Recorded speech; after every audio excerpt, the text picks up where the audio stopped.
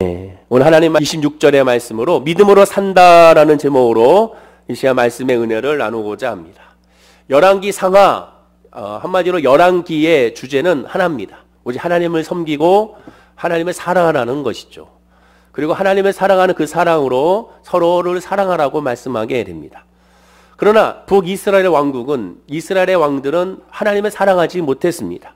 하나님을 사랑하고 하나님을 예배해야 되는데 하나님을 사랑하고 하나님을 예배하는 것이 아니라 우상을 사랑하고 우상을 예배하게 됩니다.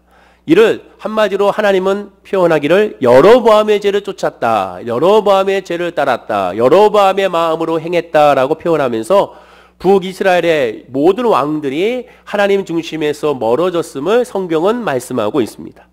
특별히 여로보암은 솔로몬의 아들 르호보암을 반역하여 이스라엘의 12지파 중 10지파를 규합하여 북이스라엘이라는 나라를 세우게 됩니다.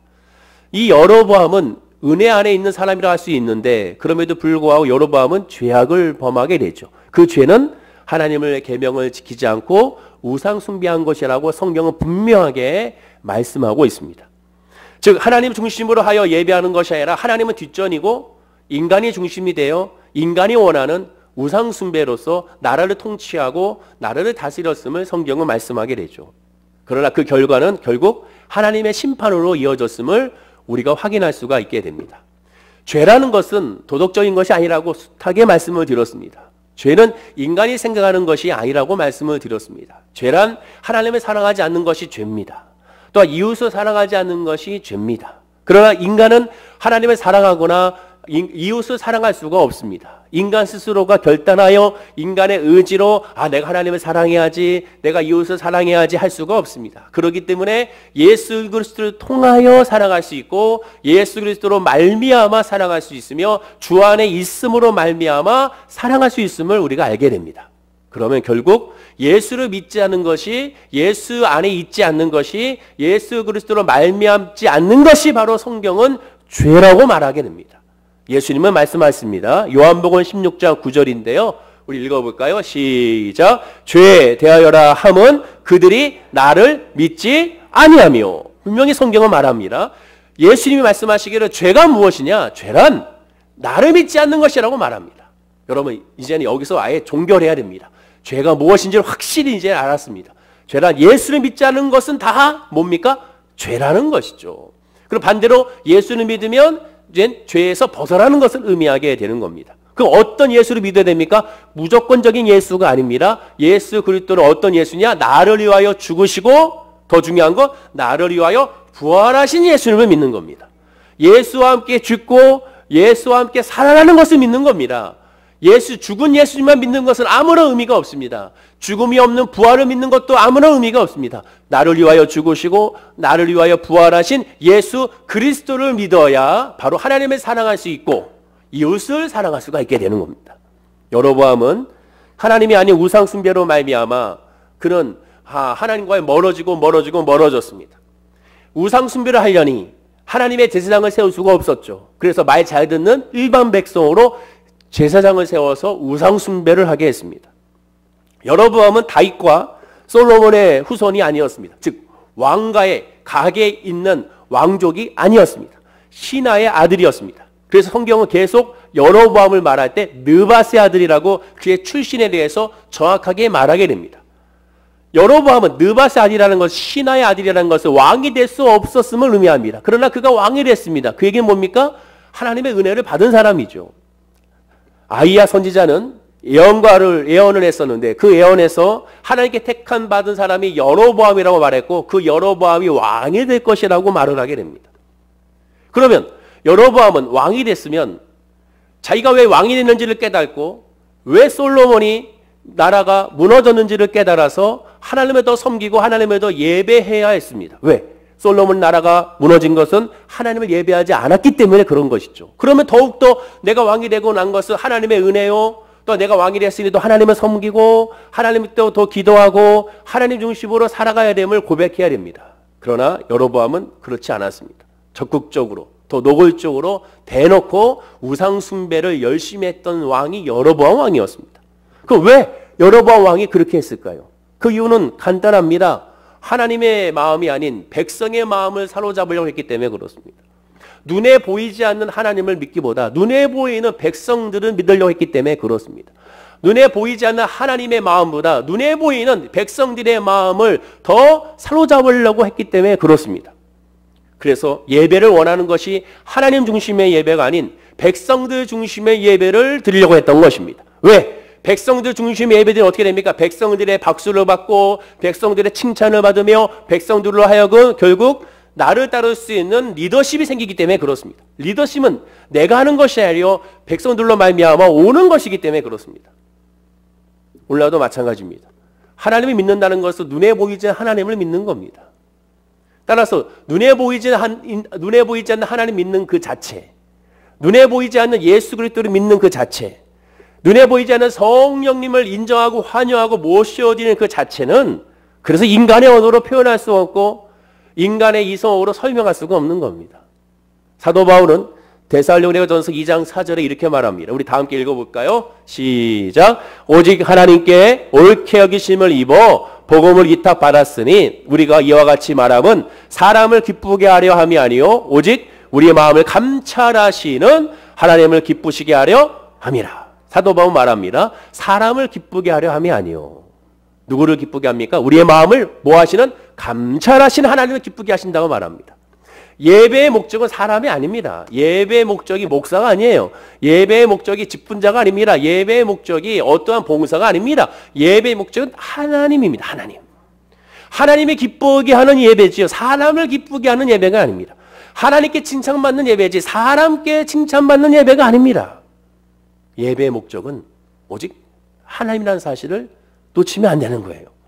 그러나 여로보암은 눈에 보이지 않는 하나님보다 눈에 보이는 백성들을 의지했기 때문에 결국 그들이 원하는 방식의 예배를 추구하게 되고 인간이 원하는 예배는 우상숭배인 것을 보게 돼요. 왜? 우상숭배는 쾌락, 즐거움이 그 안에 있기 때문에 그렇습니다. 그러나 하나님을 섬기는 예배는 쾌락과 즐거움이 아닙니다. 죄에 대한 고백과 죄에 대한 죽음과 죄에 대한 회개가 있기 때문에 그렇습니다. 어느 누구도 당신은 죄인입니다 라는 말을 좋아하지 않습니다. 어느 누구도 당신은 죽어야 합니다 라는 말을 좋아하지 않습니다. 그러나 복음은 당신은 죄인입니다. 당신은 죽어야 합니다 라고 말하는 것이 복음입니다. 그런데 희한하게 죽어야 살아나는 것이 복음이라는 것이죠.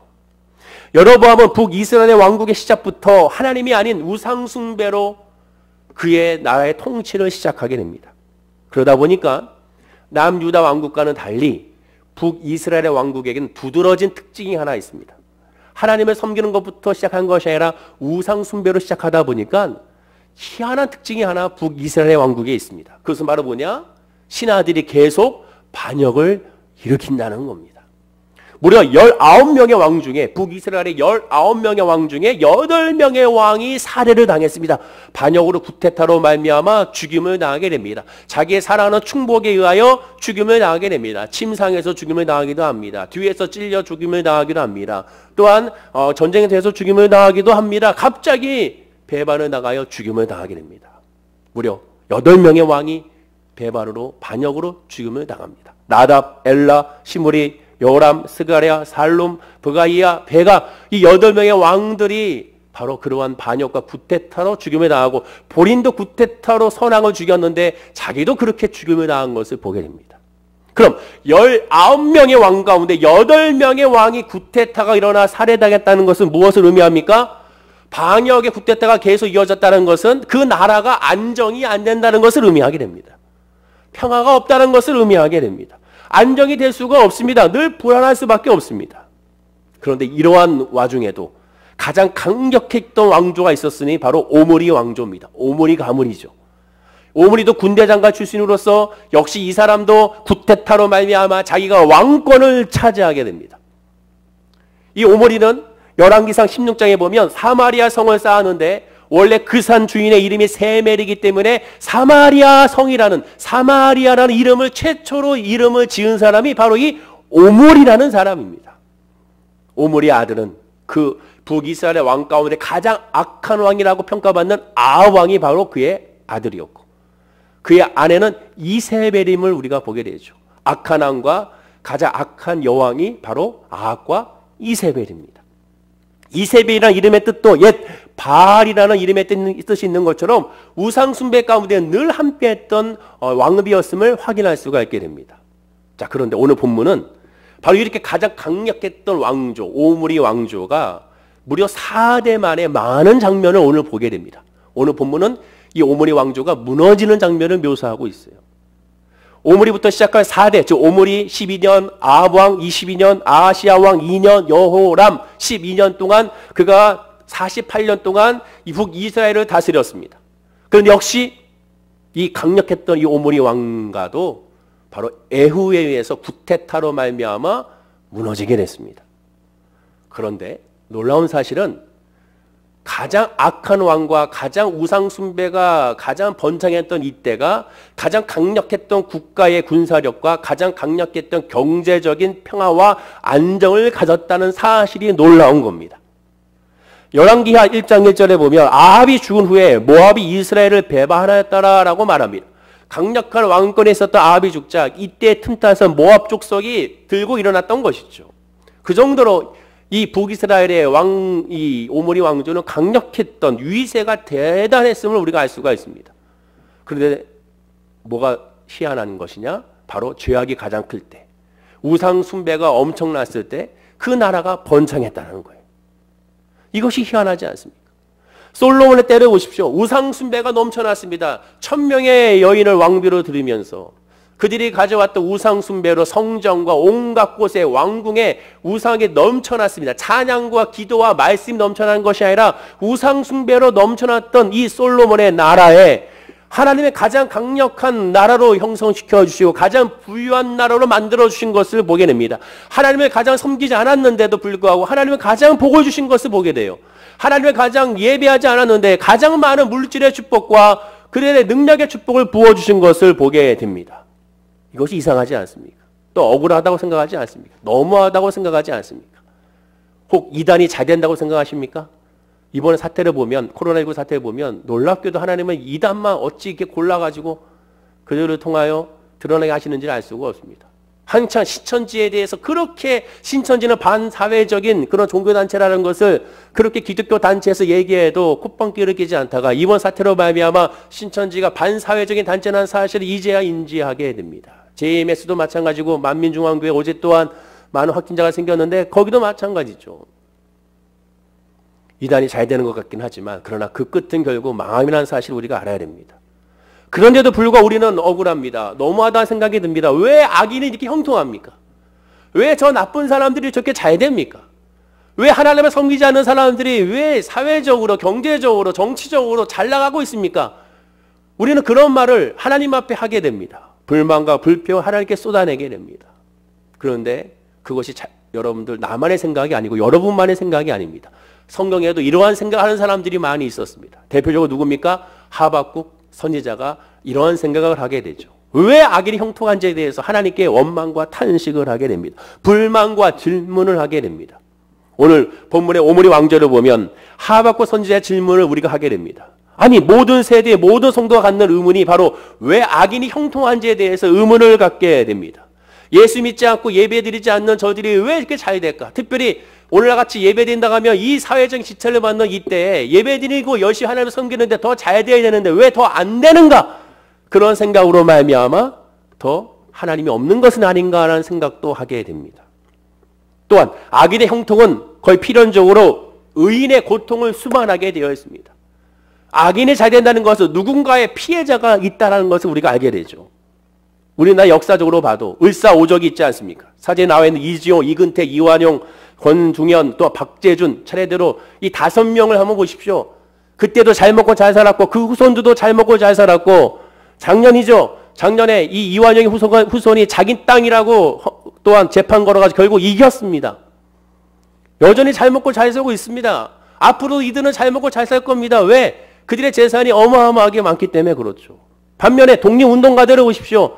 자녀들을 보살피지 못했습니다. 자녀들에게 돈을 갖다 주지 못했습니다. 그는 교육을 받지 못합니다. 그러니 교육을 받지 못하니 기회가 없습니다. 또 한국에서는 독립운동가나 이름으로 말미 핍박을 받으니 결국 해외에서 살 수밖에 없습니다. 그 해외에서 무엇을 할 수 있겠습니까? 역시 그곳에서도 가난한 삶을 살게 되는 것을 보게 됩니다. 오늘날 그렇다고 독립운동 후손이라고 뭔가 혜택을 줍니까? 혜택이라 해봐야 큰 것이 없습니다. 그리고 그런 혜택으로 대학에 입학시키면 또 무슨 혜택으로 대학에 입학시켰냐고 또 말하는 사람들도 있는 것을 보게 됩니다. 답답한 것은 악인의 형통은 그렇다고 치고 그 악인은 언젠가 징계가 있으니까 의인의 형통하지 못하는 것은 오히려 너무나도 억울하다고 또 생각이 듭니다. 그래요. 악인의 형통하다 쳐요. 그러면 의인이라도 형통해야 되지 않는가? 아니 의인의 형통은 보장하지 않아도 평안이라도 줘야 되지 않는가라는 생각을 하게 됩니다. 아니 그것도 아니더라도 고난이라도 없어야 되지 않느냐, 질병이라도 없어야 되지 않느냐 이런 생각을 하게 됩니다. 적어도 하나님을 열심히 예배하고 하나님 열심히 기도하는 사람이라면 이러한 질병은 없어야 되지 않느냐, 이러한 고통은 없어야 되지 않느냐라고 하나님 앞에 얘기하게 됩니다. 코로나19 사태, 적어도 이런 사태가 일어나면 예수님을 열심히 섬기는 사람이라면 이러한 것에 걸리지 않게 해줘야 되지 않느냐라고 우리는 생각하게 됩니다. 왜? 걸리면 교회 욕을 먹고 성도 욕을 먹고 기독교가 욕을 먹으니까. 그러니 더 하나님 앞에 너무하다라는 생각을 하게 되는 것이죠. 왜 막아주지 않는가? 이런 생각을 하게 됩니다. 바로 이 점이 하나님의 뜻을 이해하기가 힘듭니다. 거기다가 아합 왕조의 시조인 오므리는 천수를 누리고 자연사했습니다. 이 나쁜 왕이 천수를 누렸어요. 아프지 않았습니다. 노망나지도 않았어요, 여러분. 치매도 없었어요. 성경을 볼까요? 열왕기상 16장 28절에 오므리가 그의 조상들과 함께 자매 사마리아에 장사되고 그의 아들 아합이 대신에 왕이 되리라. 여기서 나오는 자매라는 것은 평안하게 죽었다는 거야. 평안하게. 아프지도 않고 아주 평안하게. 나쁜 놈인데. 미안해요. 죄송해요. 나쁜 놈인데 평안하게 죽은 거예요. 여러분 이것이 이해가 됩니까? 제가 성경을 보다가 놀랐습니다. 반면에 당시 선지자 아람의 군대장관 나아만의 나병을 치료해 줬던 하나님의 선지자 엘리사 선지자가 여러분 어떻게 죽었는지 아십니까? 그의 스승이었던 엘리야 선지자는 회오리 바람으로 말미 하나님께서 죽음을 보지 않고 하나님께서 불러주셨습니다. 죽음을 보지 않았어요. 엘리야 선지자는. 그런데 엘리사 선지자는 갑절의 영감으로 많은 사역을 하고 많은 기적을 일으키고 하나님의 말씀으로 선포했던 엘리사 선지자가 어떻게 죽었는지 성경을 보면 놀랍습니다. 열왕기하 13장 14절입니다. 엘리사가 죽을 병이 들매 이스라엘의 왕 요아스가 그에게로 내려와 자기의 얼굴에 눈물을 흘리며 이르되 내 아버지여 내 아버지여 이스라엘의 병거와 마병이여 하매라고 말합니다. 엘리사가 죽을 병에 걸렸어요. 죽을 병. 너무하지 않습니까 여러분? 저 성경을 보다가 너무하다는 생각이 들었어요. 야 너무하지 않습니까? 죽을 병에 들게 합니까? 오죽 죽을 병으로 고통스러웠으면 왕 요아스가 그에게로 와서 눈물을 흘리면서 안타까워하고 있는 것을 보게 됩니다. 어떤 병인지는 알 수 없으나 죽을 병이라는 것은 고통스러운 병이라는 것을 우리가 알 수가 있습니다. 적어도 하나님의 선지자라면 이렇게 하나님을 예비하고 하나님을 섬기는 사람이라면 병을 걸리지 하지 말아야 되는 것이 우리의 솔직한 마음이지 않습니까? 열심히 하나님의 말씀을 순종하고 한국 기독교회에서 노력했던 하영주 목사님이나 옥하는 목사님 같은 분들은 적어도 암은 걸리지 하지 말아야지 이런 생각이 들지 않습니까? 한경지 목사님 같은 분이라면 적어도 치매는 걸리지 하지 말아야지 이런 생각하지 않습니까? 그런데 이들은 다 엘리야 선지자도 다 죽을 병에 걸렸습니다. 하나님이 너무하다는 생각을 아니할 수가 없습니다. 하나님의 뜻을 이해하는데 두 배로 힘들게 하는 것이죠. 근데 이것에 그치지 않습니다. 오늘 본문을 보면 더 기가 막혀요. 자, 오늘 본문 25절을 한번 읽어볼까요? 자, 25절입니다. 시작. 에후가 그의 장관 빗갈에게 이르되 그 시체를 가져다가 이스라엘 사람 나봇의 밭에 던지라. 내가 기억하려니와 이전에 너와 내가 함께 타고 그의 아버지 아합을 쫓았을 때에 여호와께서 이같이 그의 일을 예언하셨느니라. 기가 막힌 건 뭐냐? 여호와께서 이같이 그의 일을 예언하셨다는 거예요. 그 얘기는 뭐예요? 하나님이 다 알고 있었다는 겁니다. 하나님이 다 이것을 다 연출하고 하나님이 다 감독하시고 하나님께서 다 시나리오 짜고 하나님께서 다 주관하셨다는 것을 의미하게 됩니다. 그러니 또 이해가 안 되는 거죠. 세 배로 이해가 안 되는 거죠. 악인의 형통을 그 기간 동안 하나님 문제 삼지 않은 거예요. 의인은 그렇게 오랫동안 고통 속에 방치한 것도 또 엘리사 선지자가 죽을 병에 걸리게 한 것도 또 이 오므리 가물이 형통하게 한 것도 아합이 형통하게 한 것도 부강하게 한 것도 물질적으로 부유롭게 한 것도 결국 하나님의 손 안에서 이루어진 계획 안에 이루어진 것이라고 말씀하게 됩니다. 이것을 포함하면 세 배로 이해가 안 돼요. 정리하면 첫째 이해가 안 되는 거 악인의 형통 이해가 안 됩니다. 두 번째 악인의 장수 아프지도 않아요. 아프지도. 모 전 대통령 보세요. 아프지도 않아요. 아프지도. 골프도 잘 치고 다니시고 돈 29만 원밖에 없다는데 왜 이렇게 돈이 많으신지. 아프지도 않아요. 세상에. 그러니까 그건 그렇다 치더라도 악인의 형통과 장수가 하나님 이런 계획안이 있다니 더 놀랍습니다. 더 이해할 수가 없는 것이죠. 물론 언젠간 끝이 있죠. 언젠가는 심판이 있습니다. 그러나 인간적인 생각은 저렇게 악한 사람이 솔직하게 우리 솔직하게 생각해 봅시다. 저 나쁜 사람이 지금 엠번방에 있는 그러나 젊은 청년 같은 이런 나쁜 애가 갑자기 죽기 전에 나 예수님 믿을게요. 나 용서해 주십시오라고 예수님이 구원받으면 솔직히 기쁜 사람이 누구 있습니까? 제발 인간적 생각하고 야, 복음을 전하지 마. 예수를 전하지 마. 솔직히 이런 생각 들지 않습니까? 내 자녀, 내 가족을 죽인 원수. 그들에게 솔직히 복음을 전하고 싶습니까? 인간이라면 인간의 상식적으로 봤을 때는 그게 안 돼요. 안 되는 거거든요.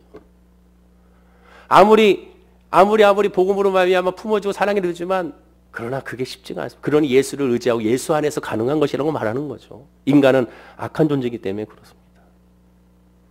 이런 상황 가운데 그럼 이것을 어떻게 풀어가야 될 것인가? 이 문제를 어떻게 깨달아야 될 것인가 하는 생각하게 됩니다. 이 문제는 결국 성경에서 찾아야 되죠. 하박국 선지자가 어떻게 이 답을 얻었습니까?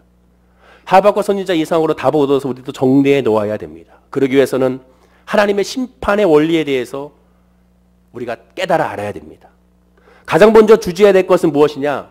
꼭 기억할 것은 하나님에 대해서 우리가 바라볼 때 하나님은 선하신 하나님이라는 사실을 잊지 말아야 됩니다. 자, 마태복음 19장 17절입니다. 예수님께서 말씀하시는 건데 한번 읽어볼까요? 시작. 예수께서 이르시되 어찌하여 선한 이를 내게 묻느냐? 선한 이는 오직 한 분이시니라. 내가 생명에 들어가려면 계명들을 지키라. 선한 이는 오직 한 분이십니다.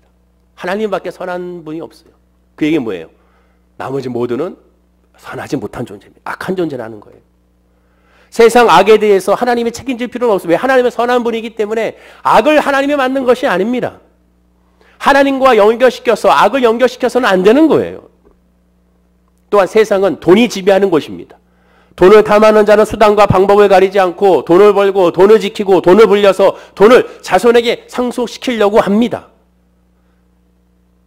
예수님은 분명히 말씀하셨습니다. 마태복음 6장 24절인데요. 한번 읽어볼까요? 시작. 한 사람이 두 주인을 섬기지 못할 것이니 혹 이를 미워하고 저를 사랑하거나 혹 이를 중히 여기고 저를 경히 여김이라.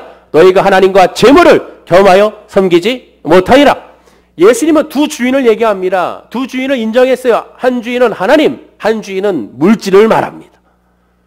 너희가 하나님과 재물을 겸하여 섬기지 못하리라고 분명히 하나님은 말씀하고 있습니다. 동시에 다 이득을 가질 수 없습니다. 동시에 다 쥐어줄 수 없습니다. 동시에 다 할 수 없습니다. 물과 기름같이 합쳐질 수가 없는 것이 하나님과 재물이라는 것이죠. 그렇다고 인간 사회의 모든 문제의 원인을 돈으로 얘기하면 안 됩니다. 모든 원인을 돈으로 얘기하는 것이 사회적인 생각이고 인간의 생각입니다. 인간의 이성이 깨어지면서 돈을 벌고 쓰는 일이 공정하게 이루어지도록 검증하고 평가하고 수정하는 그런 여러 가지 많은 제도를 만들어 놨습니다. 그러나 그 제도를 만들면 그 제도에 비집고 들어가서 그 제도를 깨고 또한 돈을 버는 사람들이 있습니다. 또다시 제도를 보완하면 또 그 안에 비집은 틈을 들어가 또 그것을 깨고 돈을 벌어들이는 사람들이 있습니다. 즉 인간의 본성은 인간의 제도로 막을 수가 없는 겁니다. 무슨 뜻입니까? 돈이 문제가 아니라 결국 돈을 사랑하는 인간이 문제라는 거예요. 디모데전서 6장 10절입니다. 읽어볼까요? 시작. 돈을 사랑함이 일만하게 뿌리가 되나니 이것을 탐내는 자들은 미혹을 받아 믿음에서 떠나 많은 근심으로써 자기를 찔렀도다. 돈을 사랑함이 일만하게 뿌리라고 말합니다. 돈 자체가 잘못이 아니라 돈을 사랑하는 인간의 마음이라는 것이고 동시에 돈을 사랑하게 되면 믿음을 떠난다고 말합니다. 분명히 말합니다. 돈을 사랑하면 믿음을 떠나게 되고 믿음을 떠나는 순간 뭐가 임합니까? 많은 근심으로 자기를 찔른다고 말하게 됩니다. 하나님은 선하신 분이고 그리고 나머지 모든 것은 선하지 못하다는 사실을 기억해야 됩니다. 악인의 형통은 다시 말하지만 돈독이 오른 인간의 책임입니다. 그럼 인간 사회의 불합리, 불공평, 빈부격차 등을 조성한 것 전부 사실 인간의 문제지 하나님의 문제가 아니라는 것이죠. 그것을 제거하고 그것을 깨끗하게 책임도 결국 인간에게 먼저 있는 것입니다. 그렇다면 이 책임을 어떻게 해야 될 것인가? 그 책임을 어떻게 해야 될 것인지 알려주는 것이 성경입니다. 하박국에게도 하박국 선지자에게 하나님께서 말씀하신 것이 바로 그겁니다. 이 문제를 어떻게 해야 될 것인가? 내가 해결할 수 없다는 거죠. 그럼 어떻게 해야 됩니까? 예수를 만나야 한다는 겁니다. 내가 죄인임을 깨달아 알아야 이 문제를 해결할 수 있다는 겁니다. 의심과 불만과 불평이 생기면 일단 자기 자신의 믿음을 살펴보라는 겁니다. 나의 문제라는 것이죠. 나의 잘못이라는 것, 나의 죄악이 모든 것의 시발점이라는 겁니다. 하박국 선지자의 말을 볼까요? 2장 4절입니다. 한번 읽어보겠습니다. 시작. 보라, 그의 마음은 교만하며 그 속에는 정직하지 못하나 의인은 그의 믿음으로 말미암아 살리라. 오늘 제목이 믿음으로 산다인데, 그의 마음은 교만하여 그 속에는 정직하지 못한다고 말하면서 의인은 믿음, 하나님의 사람 믿음으로 산다고 말합니다. 그런데 비교하는 것을 보세요. 교만함과 정직하지 못한 것의 세상적인 상식은 뭡니까? 교만하지 못하면 겸손하라고 말합니다. 정직하지 못하면 정직하라고 말합니다. 그러나 하나님은 하박국 선지자에게 말씀하시기를 교만과 정직하지 못할 때 이것을 해결할 방법은 겸손과 정직이 아니라 믿음이라고 말합니다. 왜냐? 하나님을 믿어야 진짜 문제가 해결할 수 있기 때문에 그렇습니다. 모든 문제는 하나님과의 관계입니다. 믿음의 문제입니다. 영적인 문제라는 것이죠.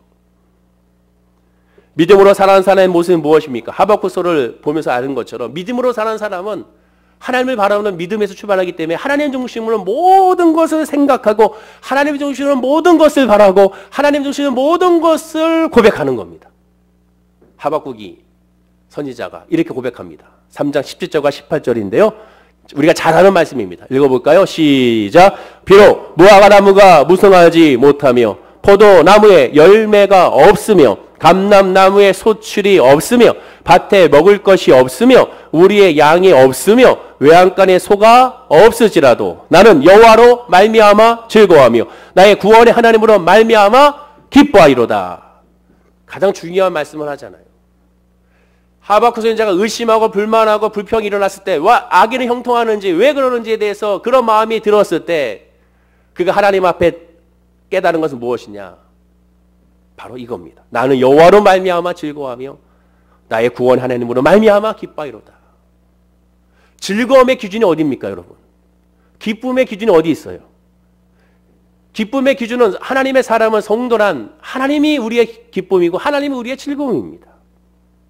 그런데 믿는다고 하면서도 우리의 기쁨과 즐거움과 평안의 기준이 하나님께 있는 것이 아니라 계속 세상에 있어요. 해결돼야 돼. 질병이 치료받아야 돼. 이 문제에서 벗어나야 돼. 자해돼야 돼. 또한 대학에 들어가야 돼. 성적이 좋게 나와야 돼. 취업이 돼야 돼. 이걸 생각합니다. 그러니까 평안함이 없고 즐겁지 않고 기쁘지 않은 거예요. 믿음으로 산다는 것은 하나님만 바라보는 겁니다. 구속한 주만 바라보는 거예요. 다른 것을 보이지 않는 거예요. 주만 바라보는 거예요. 하나님만 의지하는 거예요. 하나님만 찬양하는 거예요. 하나님만 고백하는 거예요. 이 코로나19로 말미암아 계속 매스컴에서 들려오는 소식은 절대로 즐거운 소식은 없습니다. 그러나 하나님의 사람은 하나님을 바라보면서 뭐 합니까? 즐거워야 됩니다. 기뻐해야 됩니다. 감사해야 됩니다. 찬양해야 되는 거예요. 사람을 보며 세상을 보며 만족함이 없다 우리가 찬양을 부르지 않습니까? 하나님을 바라보고 기뻐해야 됩니다. 하나님을 바라보고 즐거워야 됩니다. 우리의 즐거움과 평안의 기준이 세상에 계속 있는 한 절대로 기쁠 수가 없고 절대로 즐거울 수가 없습니다.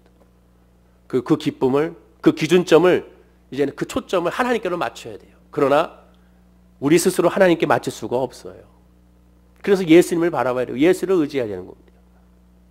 선지자, 이 하박국 선지자는 의인은 일시적으로 고통받는 그 자체에 대해 인정했습니다. 그러니 하나님의 기준을 두면 그래 무화과라고 무성치 않을 수 있어.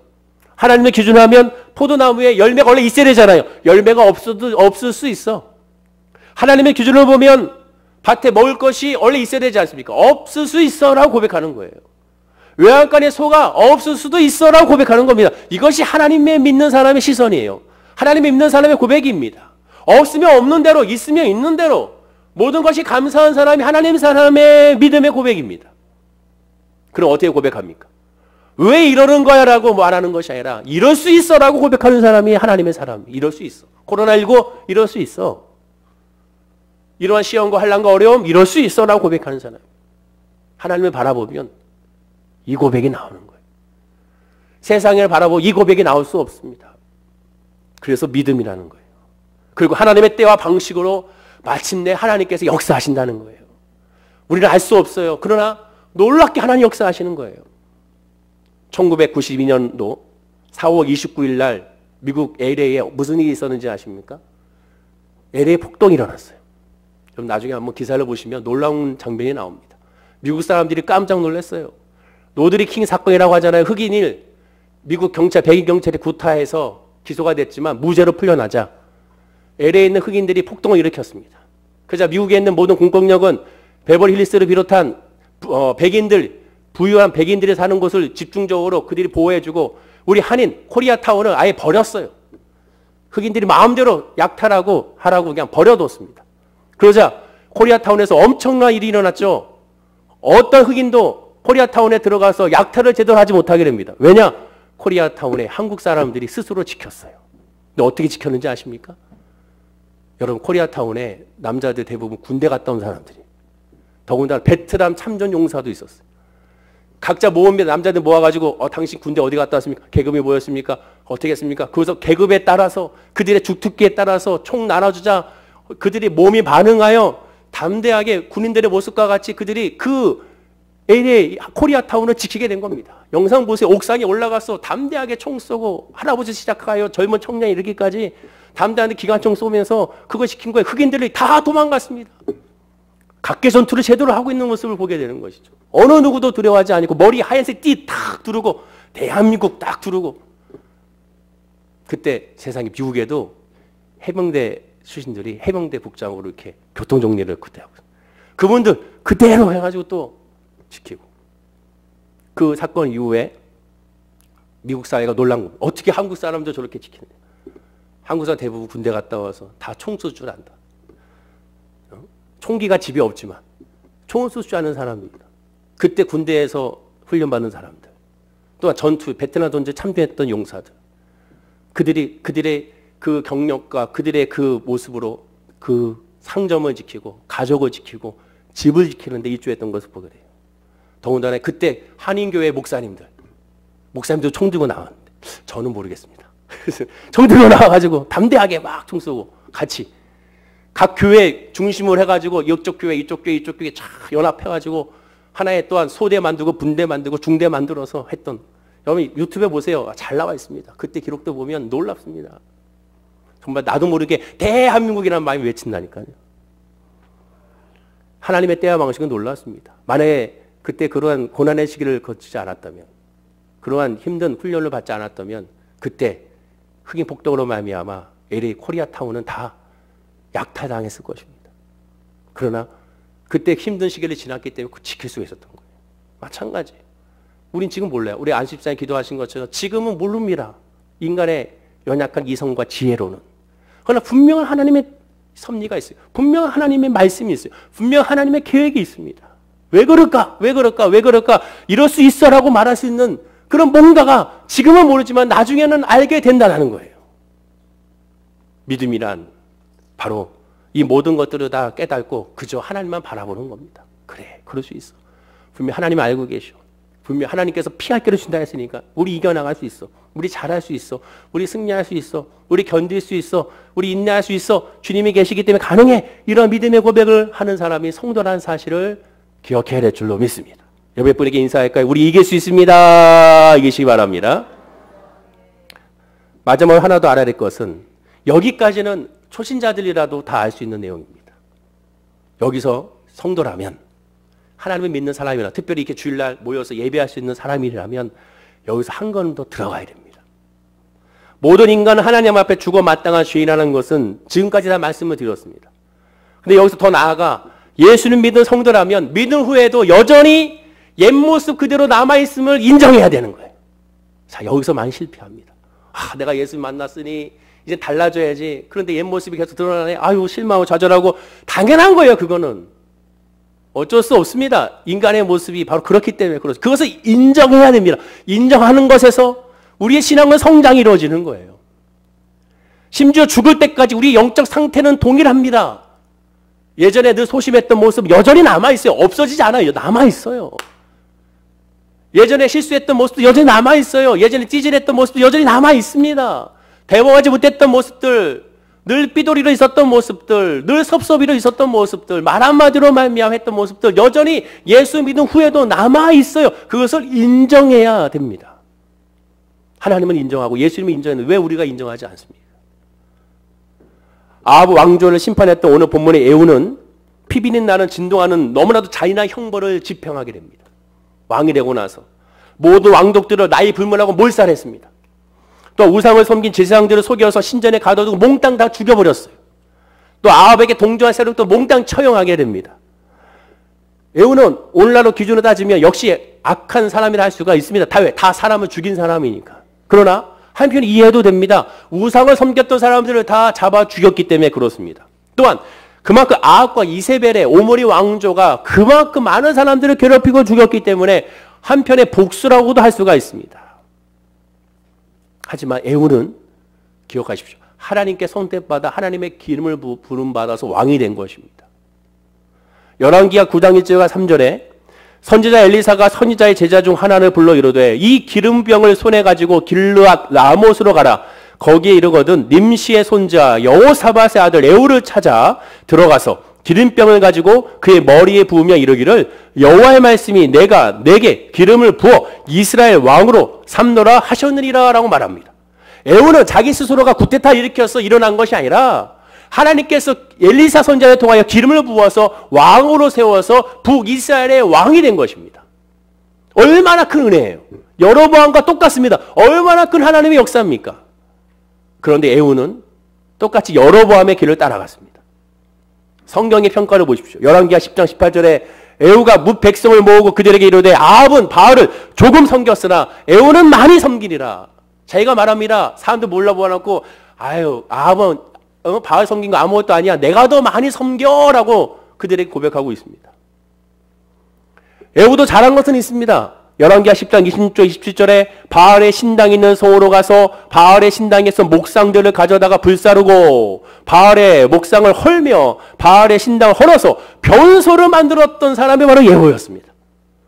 바알의 신상을 다 철거했어요. 바알의 신상을 다 없앴어요. 그리고 변소로 만들어버렸어요. 얼마나 통쾌합니까?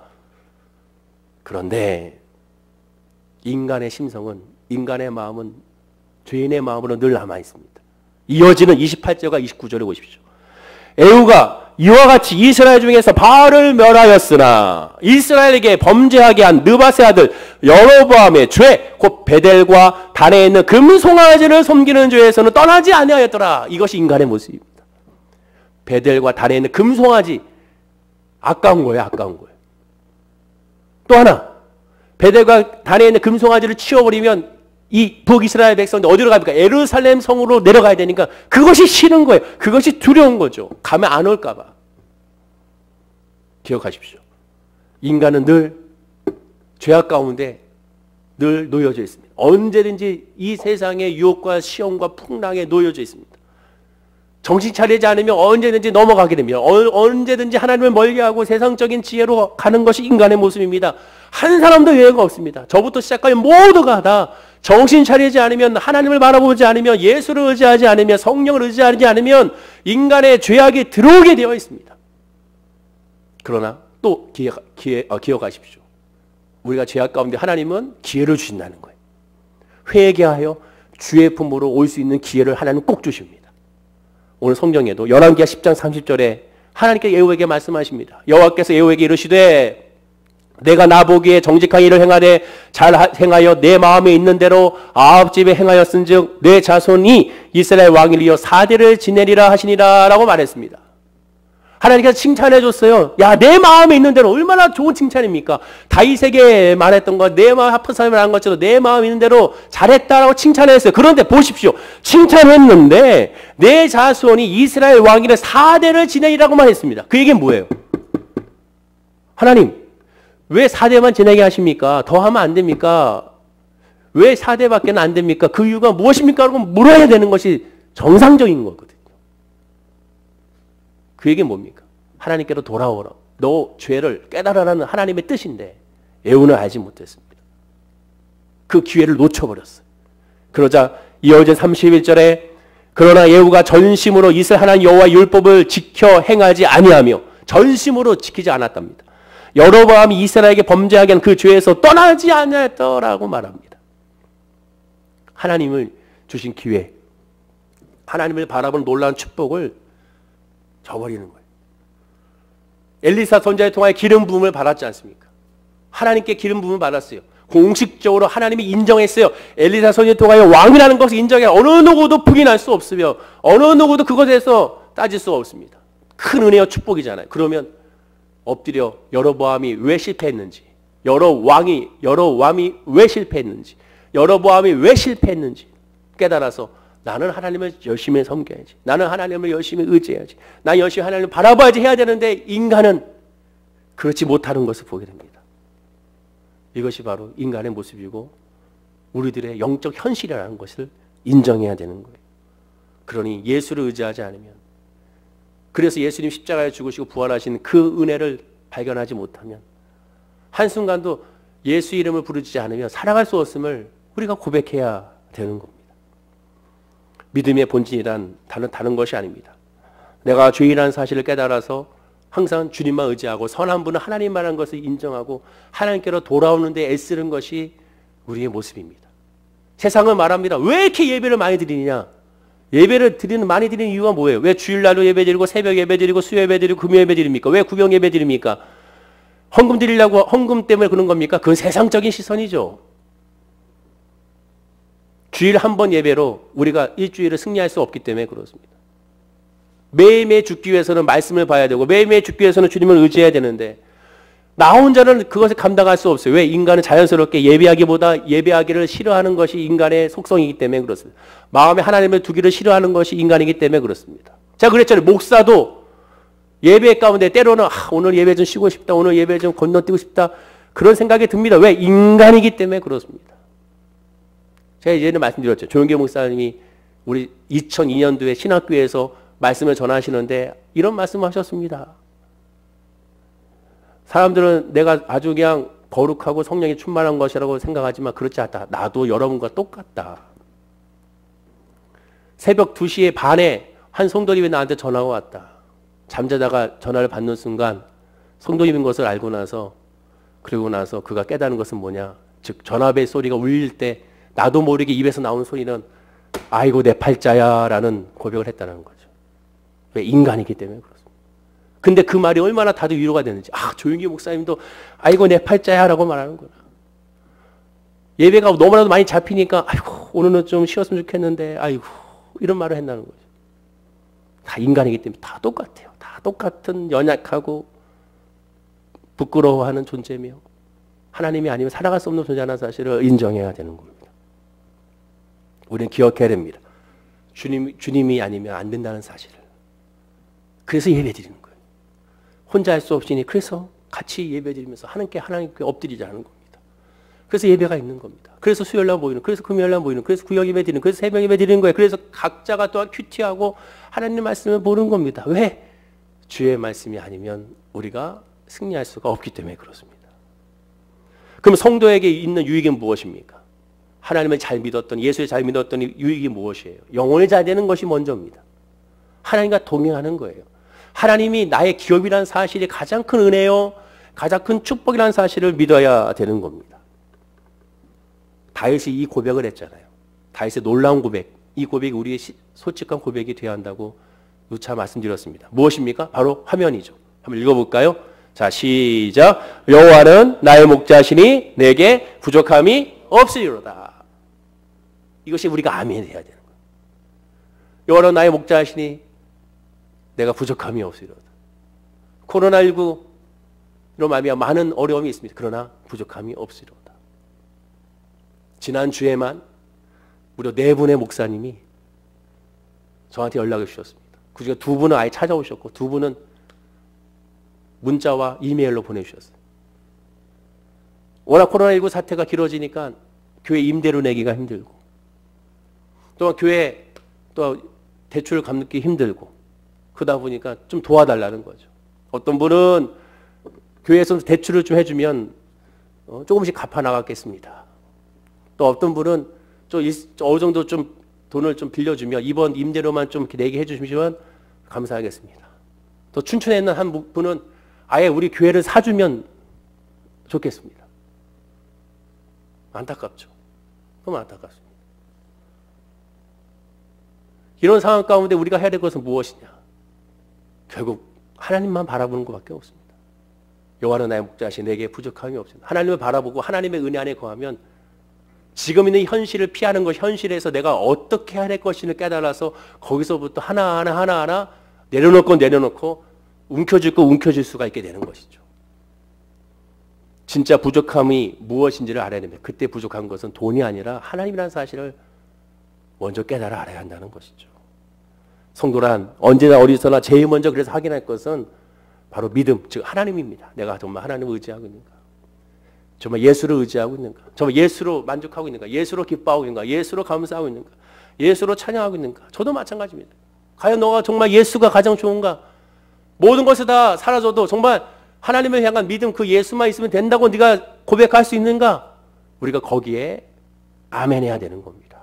거기서부터 진정한 은혜와 자유와 평강이 우리의 마음과 우리의 삶을 인도하시는 것을 깨달아 알 수가 있게 되는 겁니다. 고난과 문제, 역경들, 이 모든 것들 다 어렵고 아프지만 우리가 해야 될 것은 하나밖에 없습니다. 그러니 더 하나님을 의지하고 더 하나님을 바라보는 겁니다. 그러니 더 하나님밖에 없음을 고백해야 됩니다. 제가 늘 얘기하잖아요. 아프니까 하나님 앞에, 어려우니까 하나님 앞에, 어떻게 해야 될지 알지 못하니까 하나님 앞에, 힘드니까 하나님 앞에, 또한 소망이 있으니까 하나님 앞에, 바라는 것이 있으니까 하나님 앞에, 어떠한 상황에서도 우리가 할 것은 하나님 앞에, 하나님 앞에, 하나님 앞에, 코람대회 신앙으로 하나님 면전 앞에서 늘 있는 우리가 됐을 때, 그때 상상할 수 없는 하나님의 놀라운 크고 비운한 역사가 우리의 마음과 우리의 삶과 우리 교회와 이 나라 이 민족과 또한 전 세계 가운데 하나님의 은혜가 임하게 될 줄로 믿습니다. 그러니 믿음을 점검하시고 하나님 이럴 때일수록 더 하나님 바라봅니다. 하나님 믿음으로 승리하게 하시고 하나님 믿음으로 살아가게 하시고 하나님의 믿음으로 위로함을 받게 해달라고 기도하는 우리 모든 성도님 되기를 간절히 축원을 드립니다. 기도하겠습니다. 아버지 하나님 감사합니다. 하나님 힘들고 어려운 상황 가운데 있습니다. 들리는 소식, 눈에 보이는 것은 또한 삶으로 잡히는 것은 기쁨과 즐거움이라는 것은 하나도 없습니다. 그러니 더 주님을 의지함이라. 그러니 더 주님을 바라봅니다. 우리가 즐거워하고 우리가 평안하고 우리가 소망을 누릴 것은 이 세상 것이 있는 것이 아니라 하나님이라는 사실을 다시 한번 깨달게 하여 주옵소서. 하나님을 바라보고 하나님을 의지하며 하나님을 고백하며 하나님을 찬양하는 은혜가 우리 모든 성도님들의 그 믿음, 그 마음, 그 삶이 될 수 있도록 복을 더하여 주시옵소서. 성령의 은혜와 성령의 믿음으로 살아가는 우리 모든 성도님들이 될 줄로 믿사오며 예수님의 이름으로 기도드립니다. 아멘. 우리 말씀